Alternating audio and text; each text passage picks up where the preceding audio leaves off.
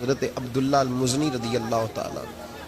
کچھ لوگوں کی نا زندگی بڑی مختصر ہوتی ہے، لیکن جتنے زندگی میں لمحات ہوتے ہیں نا، ایک ایک لفظ بڑا قیمتی ہوتا ہے. شب و روز میں ایک ایک جملہ بڑا قیمتی ہوتا ہے. مختصر سی میری کہانی ہے، پر جو بھی ہے آپ کی مہربانی ہے. فرماتے ہیں کہ میرے والد بچپن میں انتقال کر گئے، مجھے چچا نے پالا تھا. اللہ نے میرے اوپر رحم کیا اور میں رسول اللہ کا غلام بن گیا. چچا اسلام کا بڑا دشمن تھا، مجھے نبی پاک صلی اللہ علیہ وسلم کا نام سننا معاذ اللہ جلال میں آ جاتا تھا سنتے ہی، لیکن مجھ سے رہا نہیں جاتا تھا. اب میں کیا کروں؟ میرا روز دل کرتا تھا مدینے جانے کو. روز میری ماں میرے درد سے آشنا تھی. ایک دن میں تڑپ اٹھا، میں نے کہا اماں مجھے پتا ہے تو نے میری خاطر نکاح نہیں کیا، لیکن اماں میرا اب دل نہیں لگتا، چچا جانے نہیں دیتا. اماں کہنے لگی بیٹے جا، میری طرف سے اجازت ہے. کہتے ہیں میں جا کے چچا کے سامنے کھڑا ہوا. چچا میں نے جانا ہے.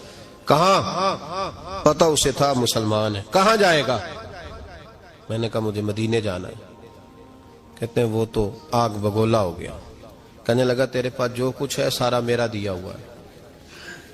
تو میں نے کہا چچا رکھ لے.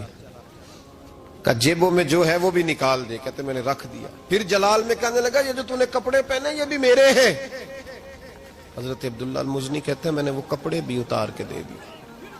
میرا وجود ننگا ہو گیا. تینوں لب دیاں آپ گواچے، سانو اپنی خبر نہ کوئی، ساتھوں پارے ککھ گلیاں دے، ککھ گلیاں دے.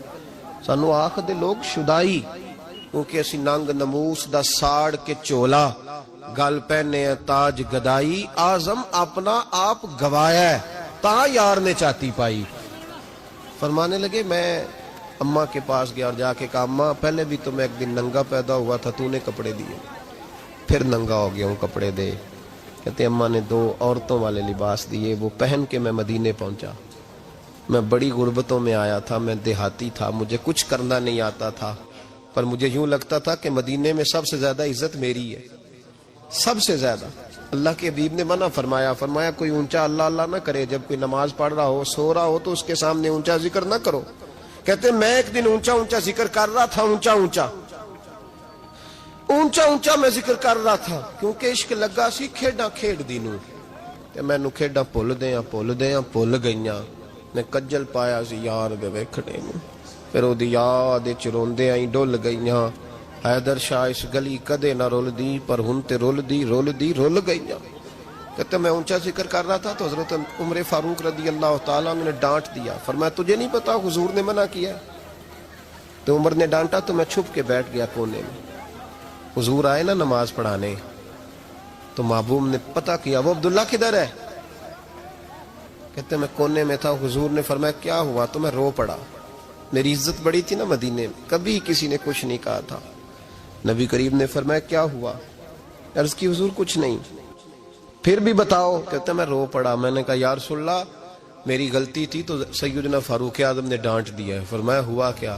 یا رسول اللہ میں اونچا ذکر کر رہا تھا. اور بات بھی ٹھیک ہے، کچھ لوگ قریب نماز پڑھ رہے تھے، حضرت عمر نے منع کیا. نبی کریم علیہ الصلوۃ والسلام نے فرمایا بلاؤ نہ ذرا عمر کو.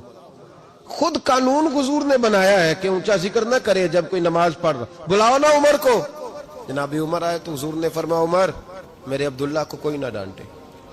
کسی ان پڑھ سے، کسی دیہاتی سے، کسی بھولے سے انداز دیکھے حضور کا، اسے کوئی نہ ڈانٹے. تو پھر حضور نے فرمایا تمہیں پتہ ہے یہ میرے لیے کتنی تکلیفیں برداشت کر کے آیا؟ صحابہ فرماتے ہیں یہ خوش نصیب ہے جس کی روح بھی محبوب کے ہاتھوں میں نکلی. اور جب جنازہ اٹھا تو حضور کی داڑھی سے ہم نے آنسوؤں کے قطرے ٹپکتے دیکھے. مدینے میں رواج تھا کہ قبر میں قریبی عزیز اتارا کرتے تھے، پر ان کا تو مدینے میں رشتہ دار ہی کوئی نہیں تھا. حضرت عمر فاروق اور جناب ابو بکر صدیق کہنے لگے ہم قبر میں اتارتے. جب ان دونوں نے اٹھایا قبر میں گئے تو کہتے ہیں کمال دیکھو اللہ کے رسول ہم دونوں سے پہلے قبر میں اتر گئے. اور حضور نے یا البدایہ والنہایہ میں موجود ہے کب مجھے دو میں قبر میں اتارتا ہوں. کہتے ہیں حضور نے تنے تنہا پکڑا، تنے تنہا قبر میں اتارا. پسے مردن فرشتوں نے جو تلاشی لی تو کیا نکلا؟